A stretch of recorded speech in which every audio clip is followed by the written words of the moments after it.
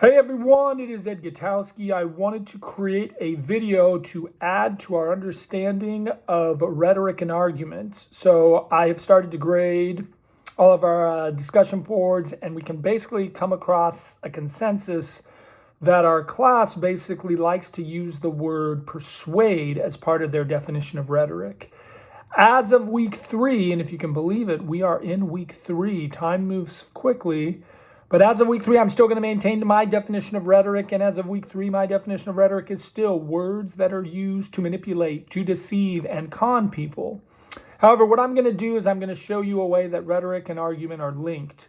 Because there are 3 things that rhetoric and argument always use. And some of you may be familiar with these terms. Some of you may not be familiar with these terms. So if this is the first time that you're hearing these terms and it's new for you, that's fine. But rhetoric and argument use 3 things, and they use logos, pathos, and ethos. And what I would do normally in a ground class is I would write on the board, I'd write down these terms, and I'd ask students to try to define what they mean. And even if you don't know what they mean, what you think they might mean.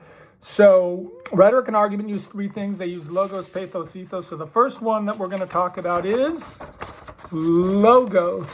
Hopefully you can see that. And logos, if you look at the word or you hear the word, logos sounds like logic. So in fact, logos is an appeal to logic. Now, I really like in a ground class when students write down kind of their definitions, because some students will say things like facts or statistics.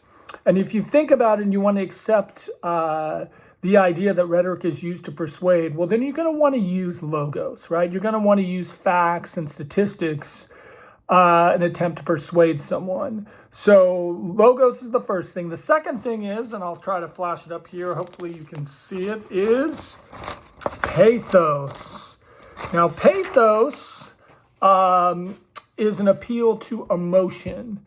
And if you accept my definition of rhetoric as words that are used to manipulate, to deceive, and con people, then it would make sense that you'd want to use pathos, because we are all emotional beings, right? So oftentimes people like to appeal to people's sense of emotion. If you think about ads as a form of rhetoric, and you think of some of those ads for PETA, or the ads, for helping to save, animals that have been suffering, they just break my heart. I start crying. I'll donate $100 million, right? So pathos is emotion. And so sometimes what I think about when I try to remember pathos being emotion, I think of the P.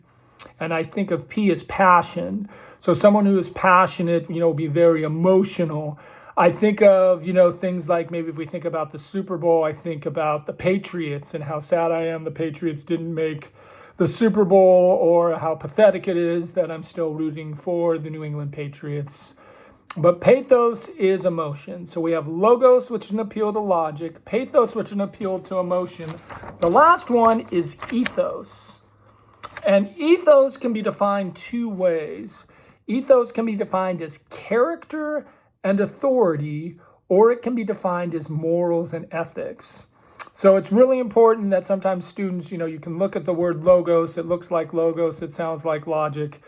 So there's logic. But pathos, is emotion. But sometimes when students hear ethos, they think the E stands for emotion. The E does not stand for emotion. That's why with pathos, I think of passion, I think of pathetic, I think of something that reminds me of emotion, because ethos is character and authority, or morals and ethics.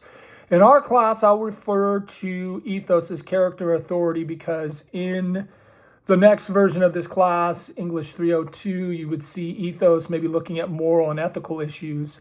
So ethos is character and authority. So sometimes students are a little confused when they think about that. So sometimes in a ground class, I'll ask a question of, who would you rather have teach this class? A professor at Harvard or me? And I'm always surprised how often students don't pick a professor of Harvard. But if you think about it, a professor of Harvard has the highest character and authority because they teach at the best, university in the country. It's either Harvard or Stanford. So while I sort of view a Harvard professor having a real strong ethos, strong character, some students think that character, they're afraid of that character, that they're afraid that the Harvard professor would be arrogant and be kind of a prick. But that's kind of, you might think of that in terms of character authority. Or if you think about how ads oftentimes use the ethos of athletes. So Nike uses the ethos of Michael Jordan to get people to buy their product, right? Because Michael Jordan is the greatest basketball player of all time. So I just wanted to create a video where we talk about 3 things to understanding of how rhetoric and argument works. Rhetoric and argument uses 3 things: logos, which is logic; pathos, with the P for passion, is emotion; and ethos is character and authority. There's an additional video you can watch as well. And then I'm basically, that's kind of a discussion question where you kind of examine these 3 and which one you think is kind of the most effective tool. So I'll look forward to seeing what you think in week 3.